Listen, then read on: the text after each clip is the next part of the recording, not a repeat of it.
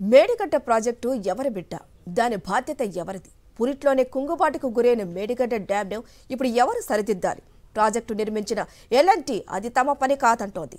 తాము సరిచేయాలంటే మరో 560 కోట్ల వరకు డబ్బులు ఇవ్వాలంటోంది.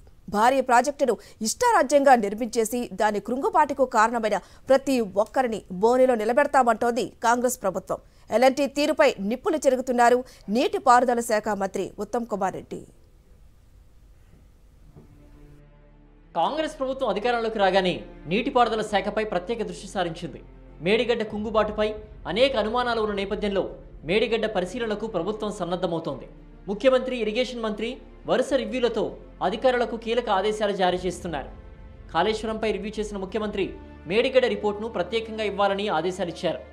మంత్రి ఉత్తమ్ కుమార్ రెడ్డి వరుసగా 2 సార్లు రివ్యూ చేశారు. మేడిగడ్డపై అధికారులతో ప్రత్యేకంగా సమావేశమైన ఇరిగేషన్ మంత్రి ఉత్తమ్ కుమార్ రెడ్డి త్వరితగతిన మేడిగడ్డపై రిపోర్ట్ అందించాలని ఆదేశించారు. త్వరలోనే మేడిగడ్డ పర్యటనకు ముఖ్యమంత్రితో సహా వెళ్లేందుకు కసరత్తు చేస్తున్నారు.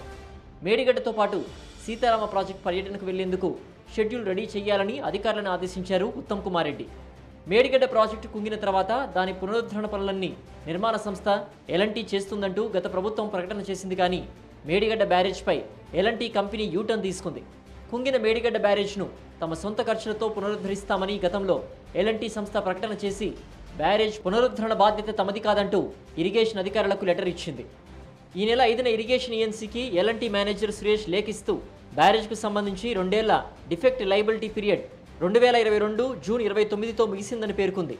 ఇప్పుడు బ్యారేజ్ పునరుద్ధరణ పనులు చేపట్టాలంటే ప్రభుత్వం కొత్తగా అగ్రిమెంట్ చేసుకోవాలని లేఖలో చెప్పడం, బ్యారేజ్ వద్ద కాఫర్ డ్యాం నిర్మాణం కోసం 55.75 కోట్లు, బ్యారేజ్ పునరుద్ధరణ పనుల కోసం 500 కోట్ల రూపాయలు అవసరం అవుతుందంటూ లేఖలో పేర్కొనడంపై ప్రభుత్వం ఆగ్రహం వ్యక్తం చేసింది.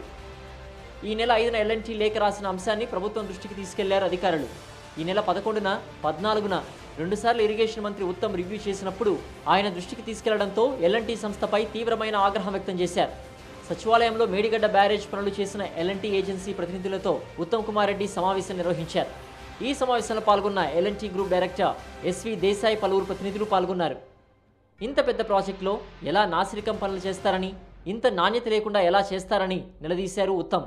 ఏదో ఒక లెటర్ అధికారికి ఇచ్చి మా ప్రమేయం లేదని తప్పించుకోవాలంటే ఊరుకోమని హెచ్చరించారు.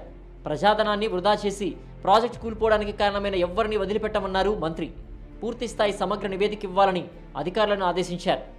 అన్నారం, సిందిళ్ల ప్రాజెక్టు ఏజెన్సీలను కూడా పిలిచి మాట్లాడాలని, తప్పు చేసిన వారు తప్పించుకోవాలని చూస్తే న్యాయపరంగా, చట్టపరంగా చర్యలు తప్పవన్నారు ఉత్తమ్ కుమార్ రెడ్డి. ఇరిగేషన్పై పవర్ పాయింట్ ప్రజెంటేషన్ ఇచ్చిన అధికారులకు శాఖలో ఏదైనా తప్పు జరిగితే ఎవరో ఒకరు బాధ్యత వహించాలని అన్నారు.